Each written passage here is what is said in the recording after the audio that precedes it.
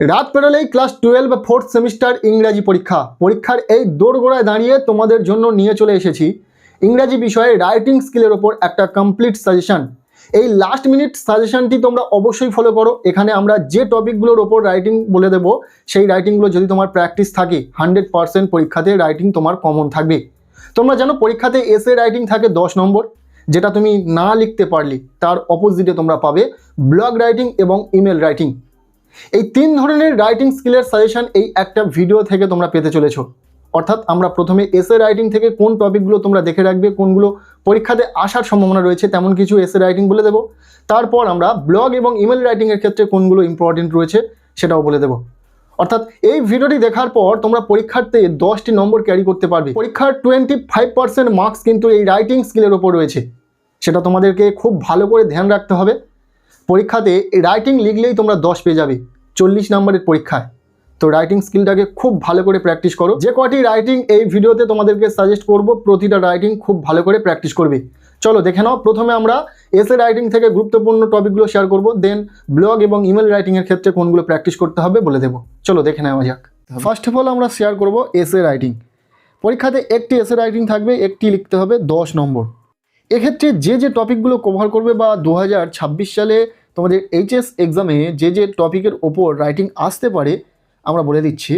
সাধারণত কোশ্চেনটা ঠিক এইরকমই লেখা থাকবে, write a essay on impact of social media on students using the following points in about 150 ওয়ার্ডস।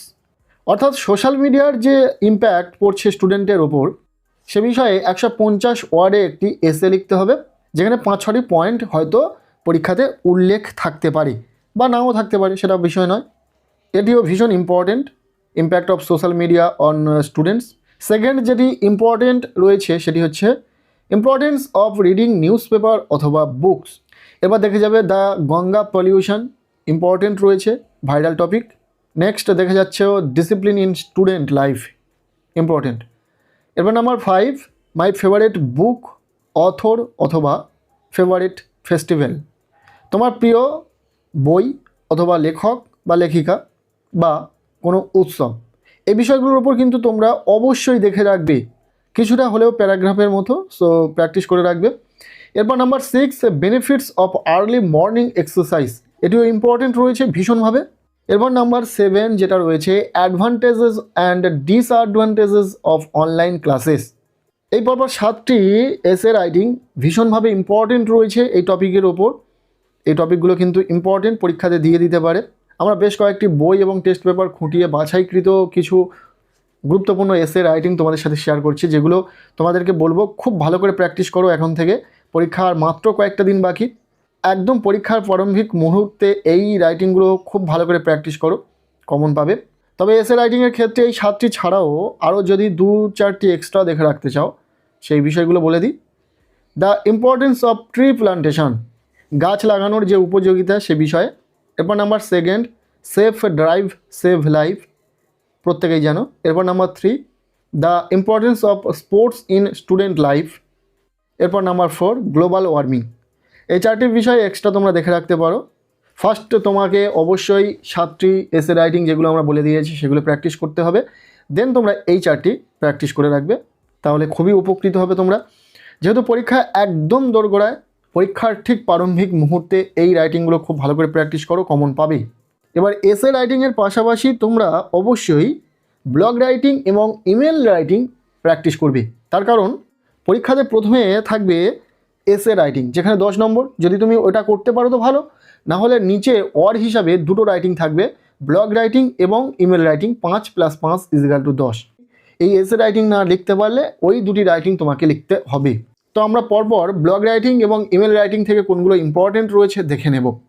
এখন দেখে নেওয়া যাক ইমেল রাইটিং, যেখানে পরীক্ষাতে 5 মার্কস রয়েছে। সো কোন ইমেল রাইটিংগুলো তোমরা প্র্যাকটিস করবে দেখে নাও। Number 1, write an email to the head of your institution requesting him অথবা her for the issuance of a school leaving certificate. এরপর number 2, draft an email to the chairman অথবা gram panchayat pradhan of your locality about the irregular clearance of garbage in your locality. এরপর number 3, write an email to your brother telling him about artificial intelligence অর্থাৎ AI in your daily lifes. এরপর number 4, write an email to your friend sharing your experience of a recent family trip. পরপর এই টপিকগুলোর ওপর email writing খুব ভালো করে practice করবে। ফর্মাল ইমেল রাইটিং পরীক্ষাতে আসার চান্সেসটা অনেকাংশে বেশি রয়েছে। সো যে টপিকগুলোর ওপর বলা হচ্ছে এইগুলো খুব ভালো করে প্র্যাকটিস করো, আশা করবো কমন পেয়ে যাবে পরীক্ষাতে। এরপর number 5, write an email to your English teacher requesting extra class for revision before the final examination. এরপর number 6, draft an email within 75 words to the manager of a bank to issue a cheque book. Important রয়েছে। এরপর number 7, write an email to your brother advising him to maintain a healthy lifestyle before his Madhyamik examination. এরপর number 8 অর্থাৎ শেষ যেটা রয়েছে last, draft and email for the head of your institution to organise an exhibition in your school 75 words. এই টপিকগুলোর ওপর খুব ভালো করে ইমেল রাইটিং প্র্যাকটিস করো, আশা করবো এখান থেকে কমন পেয়ে যাবে। আমরা অনেক নিখুঁতভাবে কিন্তু এই সাজেশন রেডি করার চেষ্টা করেছি, শুধুমাত্র তোমাদের কথা ভেবে। চাইলে অনেক কম রাইটিংও বলা যেতে পারতো, যেটা তোমাদের জন্য ঠিকঠাক হতো না। নেক্সট আমরা ব্লগ রাইটিংয়ের জন্য ঠিক কোনগুলো প্র্যাকটিস করবে সেটা দেখে নেব। তার আগে ছোট্ট করে বলে রাখি, যেহেতু হাতে সময় খুবই অল্প, রাত পেরোলেই তোমাদের ক্লাস 12 4th সেমিস্টার ইংরাজি পরীক্ষাতে রাইটিং স্কিলটাই বেশি গুরুত্বপূর্ণ। কেননা পরীক্ষা 40 নম্বরের পরীক্ষাতে যেখানে 10টি নম্বর তুমি কিন্তু শুধুমাত্র এই রাইটিং স্কিল থেকেই পেয়ে যাবে। আর নেক্সট ভিডিওতে আমরা ড্রামা থেকে মাত্র 3টি কোশ্চেন শেয়ার করব যেগুলো পরীক্ষাতে আসবে। এরপর দেখে নেওয়া যাক ব্লগ রাইটিংয়ের জন্য ঠিক কোনগুলো প্র্যাকটিস করবে তোমরা খুব ভালো করে দেখে নাও। Number 1, write a blog on AI and its impact. এটা একটা খুবই ভাইরাল টপিক এবং পরীক্ষাতে আসার সম্ভাবনা অনেকাংশে বেশি রয়েছে। মানে যতগুলো রাইটিং শেয়ার করছি তার মধ্যে বেশি রয়েছে কিন্তু এআই রিলেটেড একটি রাইটিং পরীক্ষাতে আসার। কাজেই খুব ভালো করে কিন্তু দেখে রাখবে এআই রিলেটেড একটি রাইটিং, বিশেষ করে এই রাইটিংটি তোমরা দেখে রাখবে। এরপর number 2, impact of social media on students, important রয়েছে। Number 3, the importance of reading books অথবা নিউজ পেপার, ইম্পর্টেন্ট রয়েছে। এবার number 4, write a blog on value of time. Number 5, safe drive save life. Number 6, the importance of tree plantation.